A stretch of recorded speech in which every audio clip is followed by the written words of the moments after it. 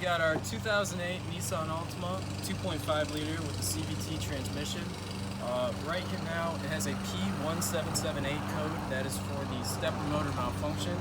I actually fixed this back in June last year, about 20,000 miles ago. I didn't film a video on it because I didn't know if it was actually going to work or not.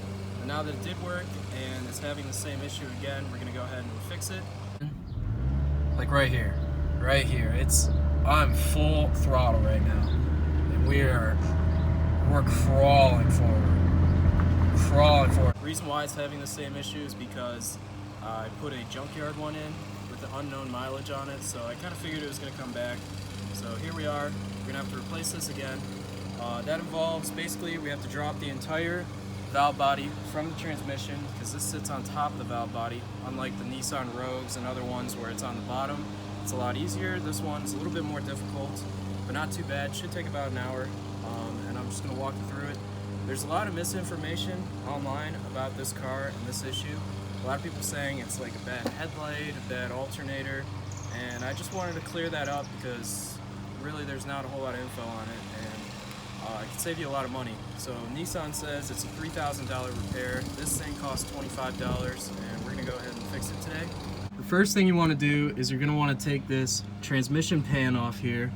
There's two pans right here, the engine oil pan and then the transmission oil pan.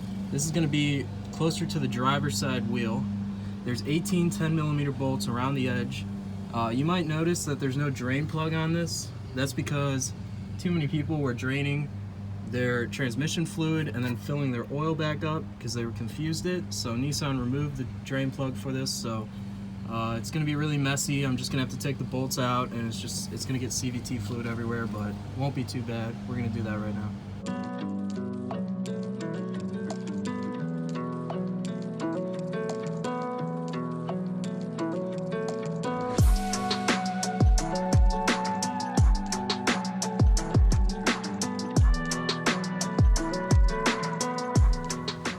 Alright, so now that I got this oil pan off, I'm going to go ahead and clean it. As you can see, it's really quite dirty, and I just don't want to install it back with all this dirt in it. And like right here, you can see just grime that got attached to these magnets right here. These magnets do move off. They pick up metal shavings, and there's a few in here, so I'm going to go ahead and clean these off. And there we go, some YouTube magic, good as new. Okay, so now we're underneath the car. We have the pan off, and that exposes the valve body here. Now, there's a bunch of 10mm bolts all down here, and they all look exactly the same, but you don't have to remove all of them. I'll put a picture up here of which ones you have to remove. Sorry, this is kind of hard to film down here. But yeah, if you remove all of them, the entire valve body will just fall apart and drop check balls and stuff everywhere. Ask me how I know. You'll have to buy a whole new valve body. It's not fun. Here's a little tip. Go around and number all these bolts that you have to remove in the order going around. The reason for this is they all look the same on the outside, but they have different lengths, and you don't want to mix them up, which bolt goes where. So I'm going to go ahead and remove those now.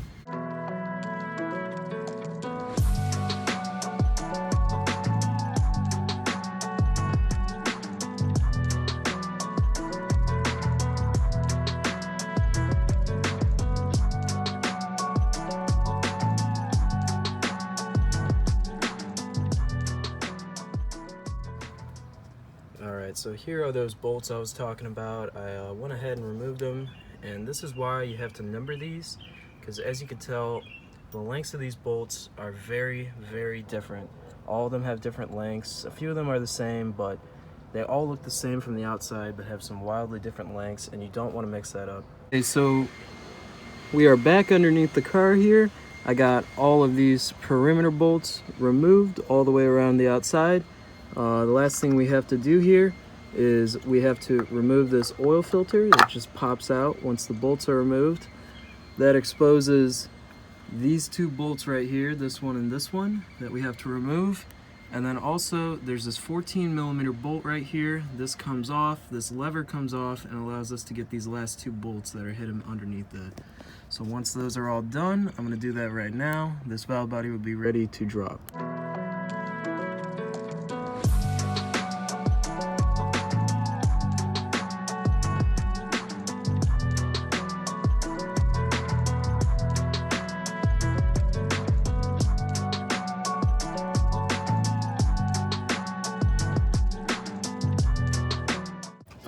Alright, so here we get to the point where the valve body drops. This is a very messy job. Once it's lowered down, there's a clip up there in the top corner. You got to get that electrical connector down, and this entire valve body will be able to be pulled out. So that's the last piece of the puzzle. I'm going to do it right now. As you can see, it's just spewing CVT fluid all over me, so I'm going to try to do this quickly.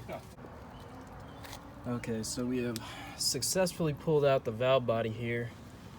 As you can see, it's pretty complicated, not too bad. This is the side we were looking at the whole time, and this right here is the stepper motor. So we're gonna go ahead, take this electrical connector out right here, like so. And then there's two Allens right here, one right here, one right here. Once you get that out, the last thing you have to do is just take that little hook out of there and then reinstall. So we're gonna go do that right now. All right, so I'm gonna remove these Allen wrench bolts right here. Oh my gosh, they're tight.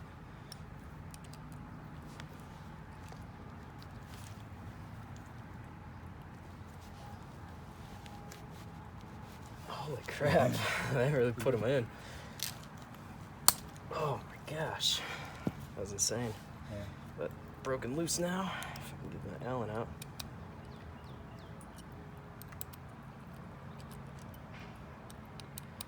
And that's basically it. Pretty easy.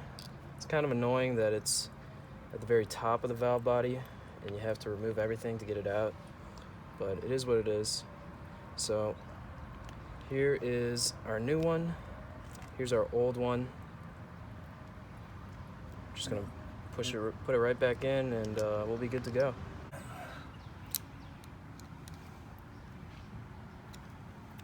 Just do one of these, plug this guy back in, and then this little guy right here gets reclipped into there. If you can see that, that's just slides back in like so. So here comes a little bit of a tricky part. If you just put it in like this, slide it in, it's just gonna pop right back out as soon as you put it up in the valve body. So what you wanna do is you wanna take a skinny Allen like this one, line it up, so get everything all situated. There's a hole back here that you put it in. And then that blocks this rod from releasing, so you can slide it back up in there, bolt everything up, and then once you pull this rod out, it'll be good to go. If you don't do this, you're gonna start your car up and you won't have any gears. You can put it in drive, reverse, it won't go anywhere. Ask me how I know. That was the first time we did it. So yeah, that's just how you do it. And we're gonna just repeat the process, put it back in, put all these bolts back in, and it'll be good to go. All right, we got the valve body all back in here, and don't forget to take this rod out. And now we're good to go. Just gotta put the pan back on, fill it back up, and we'll be ready.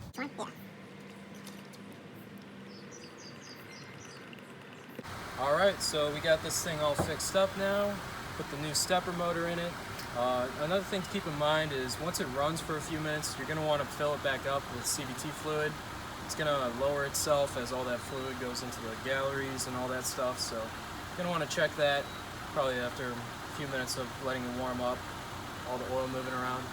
Another thing I forgot to mention was that these cars actually have a class action lawsuit against them about their transmissions. So if your transmission is under 10 years old, or if your car is under 10 years old with less than 120,000 miles, you can get a free transmission on Nissan's dime. So keep that in mind. If you qualify for that, definitely contact your dealer. But anyways, if you like this video, give it a thumbs up. Be sure to subscribe. My last video, I think I got like 50 likes or something, so if I could beat that, I'd be happy. So be sure to like the video. Thank you.